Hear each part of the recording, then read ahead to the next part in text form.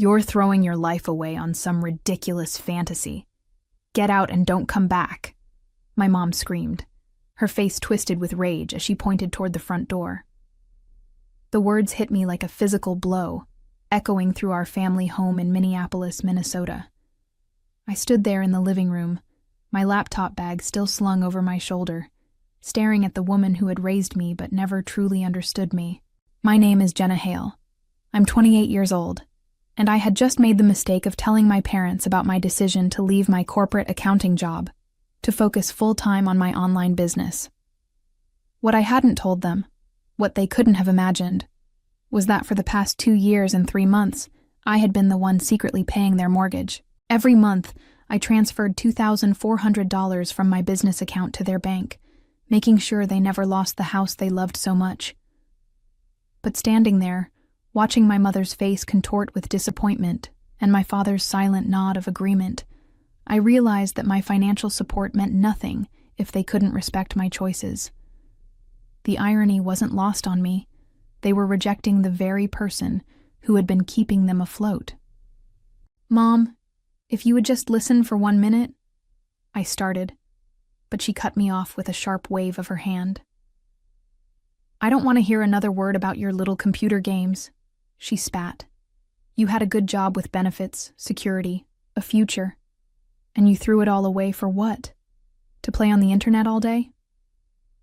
My father, Gerald, finally spoke up from his position by the fireplace.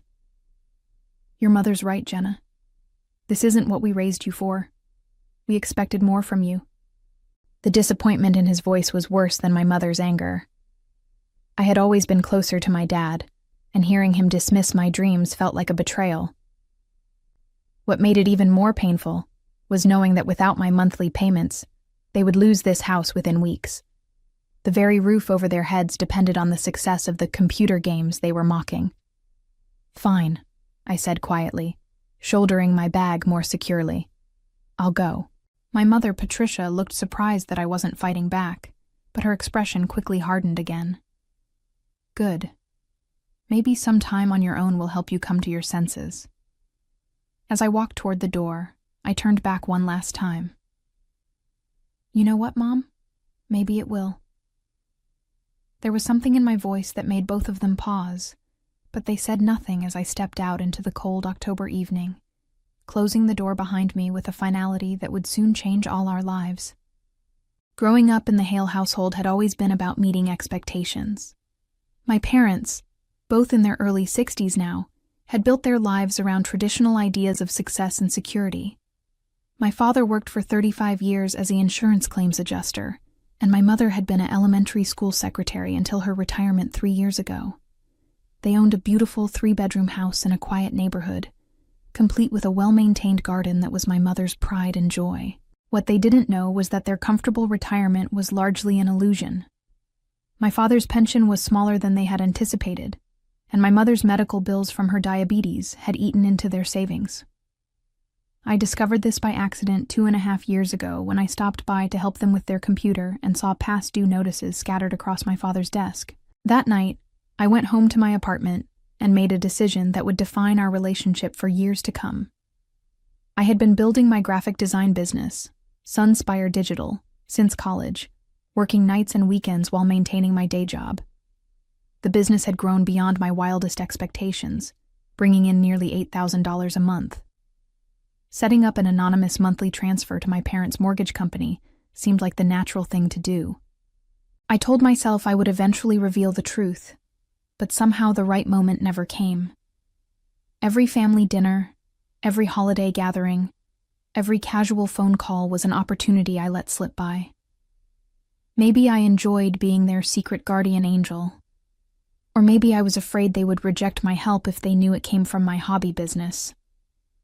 My relationship with my younger brother, Tyler, had always been complicated.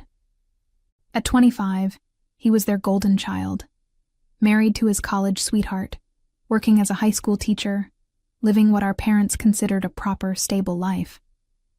Tyler and his wife, Stephanie, lived in a modest apartment across town and visited every Sunday for family dinner, a tradition I had participated in religiously until tonight. Tyler had been supportive of my business endeavors, at least privately. He understood that I had a talent for design and marketing that went far beyond what I could express in a corporate cubicle. But he also struggled with disappointing our parents, so he rarely spoke up when they criticized my choices. The warning signs of their financial trouble had been subtle but consistent. I noticed my mother buying generic groceries instead of name brands, my father mentioning that they might need to postpone their planned trip to visit my aunt in Colorado, and the way they both looked slightly stressed whenever bills came up in conversation. What I didn't anticipate was how explosive their reaction would be to my career change. I had prepared for concern, for questions about my financial stability, even for some disappointment. But I hadn't prepared for complete rejection, for being thrown out of their house like I was some kind of stranger who had violated their trust.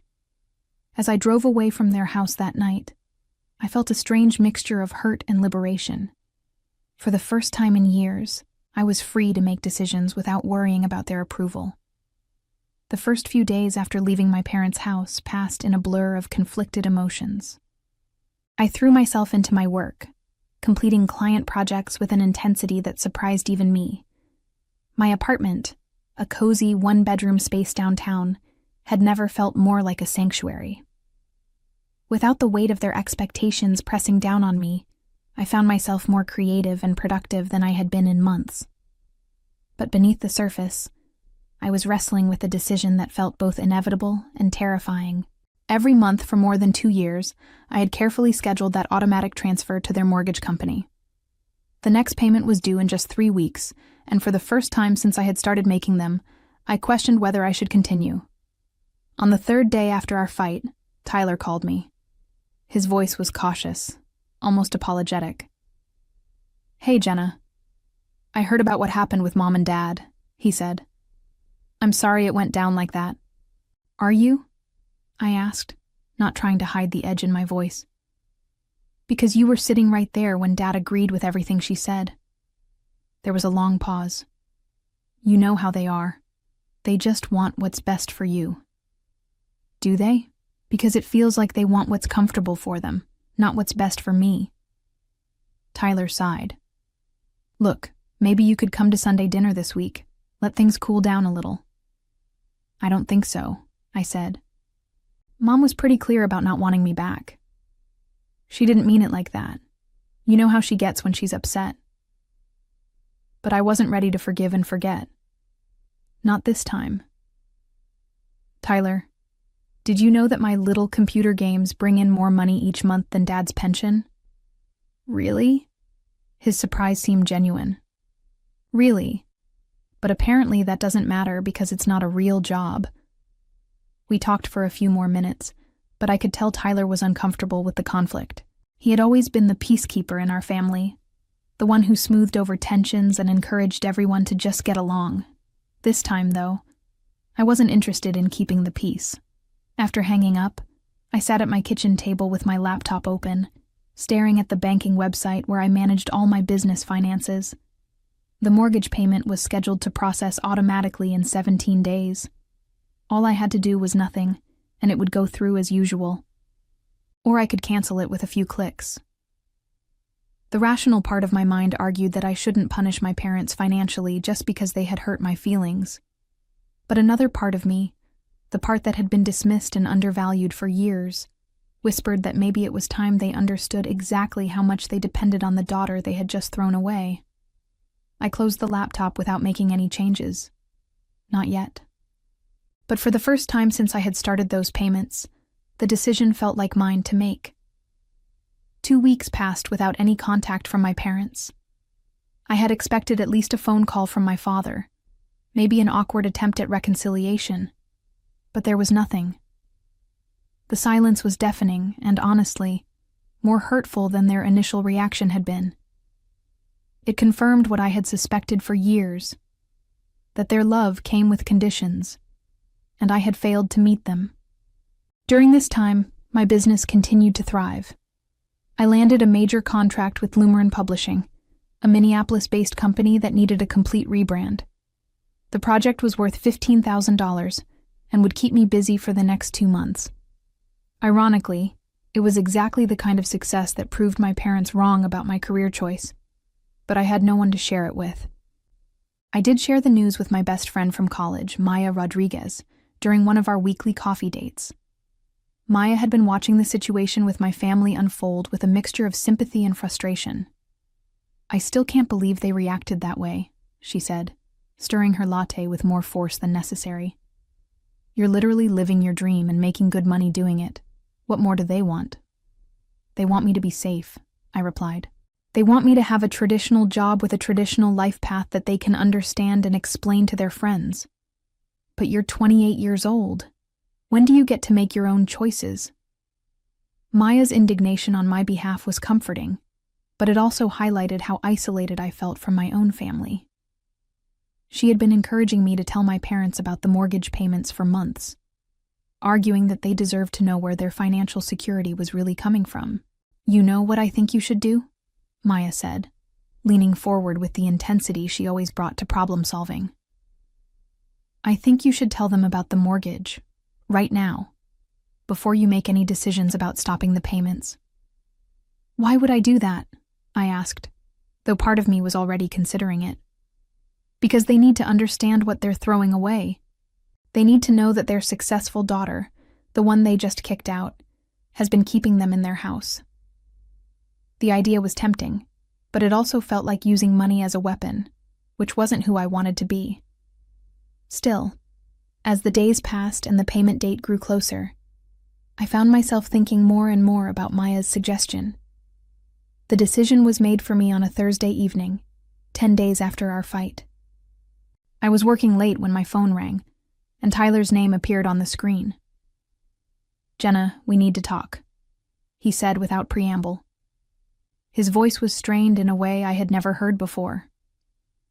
"What's wrong?" I asked, immediately concerned. "It's about Mom and Dad.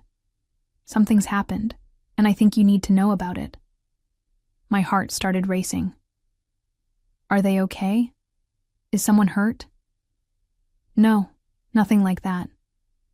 But they got a notice from the bank today, something about their mortgage payment being late." I felt my stomach drop. "Late? What do you mean late?" "I don't really understand it all, but Dad called me in a panic. He said the bank was threatening some kind of action if they don't catch up on their payments.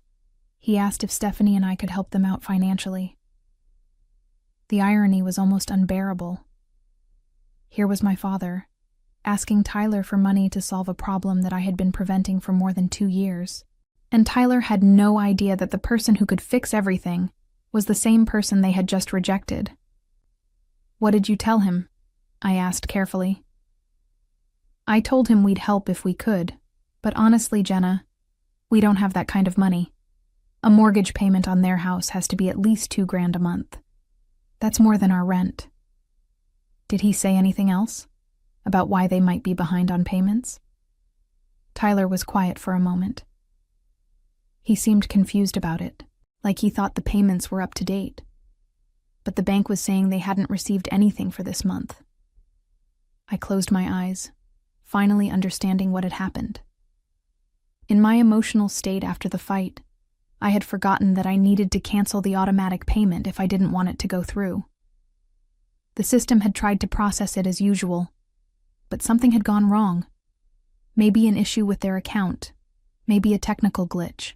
Either way, the payment hadn't gone through, and now my parents were facing the consequences of their financial reality. The next morning, I sat at my kitchen table with a cup of coffee that had gone cold, staring at my phone. Tyler's call had kept me awake most of the night, wrestling with what felt like an impossible decision. On one hand, my parents had made it clear that they didn't want me in their lives. On the other hand, they were about to lose their home because of a situation they didn't even understand. I picked up my phone 3 times to call them directly, and 3 times I put it back down. What would I say? "Hi, Mom. I know you kicked me out, but surprise, I've been paying your mortgage for over 2 years. The conversation felt impossible to navigate.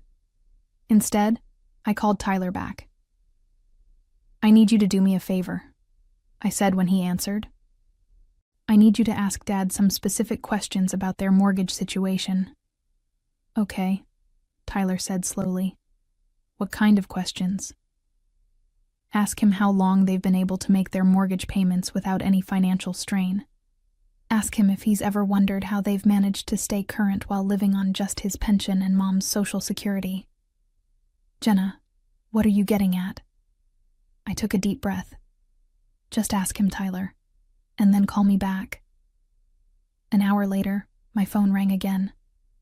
Jenna. Tyler's voice was strange, almost whispered. Dad said something really weird. He said they've never actually made a mortgage payment themselves. He said the bank has always told them the payments were coming from some kind of automatic system set up by the mortgage company. He thought it was part of their original loan agreement. My heart sank. Of course, my parents hadn't questioned their good fortune. Of course, they had assumed that somehow, magically, their mortgage was just easier to manage than they had expected. Tyler, I said carefully, I need to tell you something, but you have to promise me you won't say anything to Mom and Dad until I decide what to do. What is it? I've been paying their mortgage for the past 2 years and 3 months. Every month I transfer money from my business account to the mortgage company. The silence on the other end of the phone stretched so long that I thought the call had dropped. Tyler, you've been... What? His voice was barely above a whisper. I found out they were struggling financially a few years ago, and I started making the payments anonymously. They never knew it was me. Jesus, Jenna, that's thousands of dollars. It's $57,600 to be exact. Another long silence. And you never told them? I was going to eventually. But every time I tried to bring it up, they made some comment about my business being a hobby or a waste of time. How could I tell them that my hobby was keeping them in their house? Tyler was quiet for so long that I started to worry he had hung up on me. Tyler, I'm here. I'm just processing this. So when they kicked you out, I decided maybe it was time they understood exactly what they were rejecting. So you stopped the payments. I didn't actively stop them. I just didn't fix whatever went wrong with the automatic transfer. Jenna, they could lose the house. I know. My voice was steadier than I felt. The question is, what am I supposed to do about that? They made it clear they don't want me in their lives. Tyler didn't have an answer for that, and honestly, neither did I. All I knew was that for the first time in years, my parents were about to learn what their lives looked like without the daughter they had taken for granted. 3 days later, the call I had been expecting finally came. It wasn't from my mother or father. It was from Tyler, and his voice carried a weight I had never heard before. Jenna, you need to know what's happening over here, he said. Dad called the bank this morning to try to figure out the payment situation, and they told him that for the past 2 years, the payments have been coming from an external account. Someone has been paying their mortgage, and that someone stopped this month. I felt my pulse quicken. What did he say? He was confused at first. Then he started trying to figure out who could have been helping them. He went through all their relatives, their friends, even wondered if there was some kind of mistake or if someone had the wrong account number. And? Tyler's voice dropped even lower. Mom started crying. Not angry crying, but scared crying. I think for the first time, they realized how close they've been to losing everything. The image of my mother crying hit me harder than I expected. Despite everything that had happened between us, she was still my mom, and knowing she was scared and confused made my chest tight. Tyler, did either of them... Did they think about me at all? That's the thing, Jenna. Dad asked me if I thought you might know anything about it. He said you've always been good with money and computers, and he wondered if you might have some insight into who could have been helping them. The irony was almost painful. My father was asking for my help to solve a mystery that I had created. What did you tell him? I didn't know what to say. I told him I'd call you and see if you had any ideas. We both fell silent. I could hear Tyler breathing on the other end of the line, probably wrestling with the same moral dilemma that had been keeping me awake at night. "Jenna," he said finally, "you have to tell them. This isn't just about money anymore. They're terrified. They kicked me out, Tyler.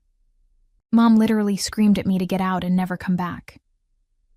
I know, and that was wrong. But this is bigger than your fight about your job. They could lose their house. Then maybe they should have thought about that before they decided my life choices were more important than having me in their lives." Even as I said the words, they felt harsh. But I was tired of being the one who always had to be the bigger person, the one who had to swallow her pride and make the first move toward reconciliation. "I need time to think," I told Tyler. "The next payment isn't due for another 2 weeks. They're not going to be homeless tomorrow." "But Jenna, 2 weeks, Tyler. I need to figure out what I want to do." After I hung up, I sat in my apartment feeling like I was carrying the weight of my entire family's future. Part of me wanted to simply resume the payments and pretend none of this had happened. It would be easier, cleaner, and it would solve everyone's immediate problems. But another part of me, the part that had been dismissed and undervalued for years, wanted them to understand exactly what they had lost when they chose to reject me. I wanted them to know that their financial security had depended entirely on the daughter they considered a failure. The decision I made in the next 2 weeks would define our relationship forever, and for the first time in my life, that decision was entirely mine to make. 2 weeks later, my father called me directly. I let it ring 4 times before answering, my hands shaking slightly as I pressed the accept button. "Jenna." His voice was tired, defeated in a way I had never heard before. "We need to talk." "About what, Dad?" I kept my voice neutral, though my heart was racing. "About our mortgage situation. The bank says someone has been making our payments for over 2 years, and then suddenly stopped this month. Tyler said you might have some idea about who could have been helping us." The moment had finally arrived. I took a deep breath, looking out the window of my apartment at the city below. "I do have some idea," I said slowly. "In fact, I know exactly who's been making your payments." "Who?" The hope in his voice was painful to hear. "Me, Dad. I've been paying your mortgage for 2 years and 3 months. Every month, $2,400 from my business account to your mortgage company." The silence stretched so long that I thought the connection had dropped. "Dad?" "That's..." His voice cracked. "That's impossible. Your business is just a hobby. You don't make that kind of money." "My business brings in about $8,000 a month, Dad. Those computer games Mom mocked have been keeping you in your house." I heard him put the phone down, then pick it up again. In the background, I could hear my mother asking what was wrong. "Jenna, are you telling me that all this time, the daughter you just kicked out for making irresponsible life choices has been the only reason you haven't lost your home? But why didn't you tell us?" The question I had been dreading. "Because every time I tried to talk about my business, you dismissed it. How could I tell you that my little hobby was supporting you?" Another long silence. "And when Mom told me to get out and never come back, I decided maybe it was time you learned what life looks like without the daughter you don't respect." "Jenna, please. We didn't mean..." "You did mean it, Dad. And now you're facing the consequences." The next day, both my parents showed up at my apartment building. I watched from my window as they stood outside the main entrance, my mother clutching my father's arm, both of them looking smaller and older than I remembered. They had been there for 20 minutes when I finally went downstairs. "Jenna," my mother's voice was barely a whisper. She looked like she had been crying for days. "Please, we need to talk." "Now you want to talk?" I asked, not moving from the doorway. "We made a mistake," my father said, his pride visibly crumbling. "A terrible mistake." "Which mistake?" Kicking me out? Or not realizing that your successful daughter was keeping you afloat?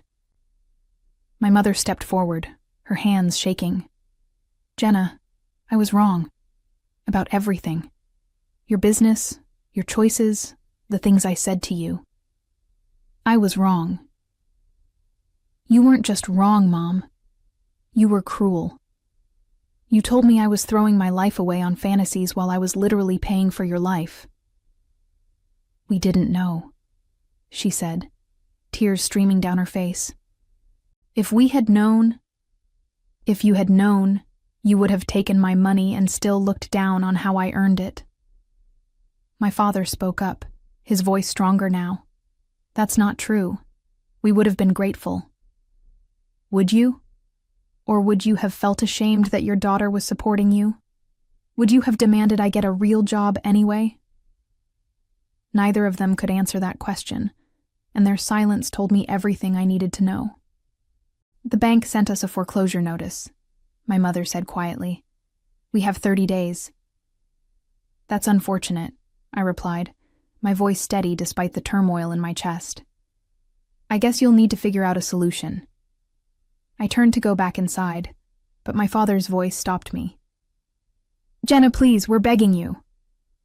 For a moment, I almost relented, but then I remembered the look of disappointment in his eyes when I told them about leaving my corporate job, my mother's harsh words, the way they had dismissed years of my success.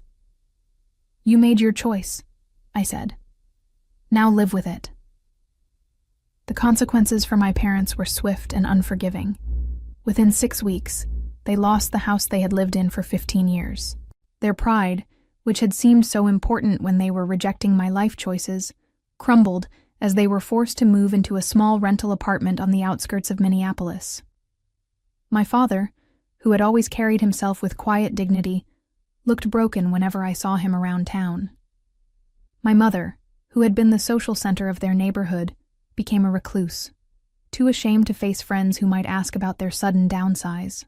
Tyler, caught between loyalty to our parents and understanding of my position, watched helplessly as our family disintegrated under the weight of pride and missed opportunities. As I built my business into a 6-figure enterprise and moved into a beautiful downtown loft, I often reflected on the strange power of silence and consequence. Sometimes the most devastating revenge isn't what you do, it's what you choose not to do, and what that choice reveals about the people who never truly saw your worth.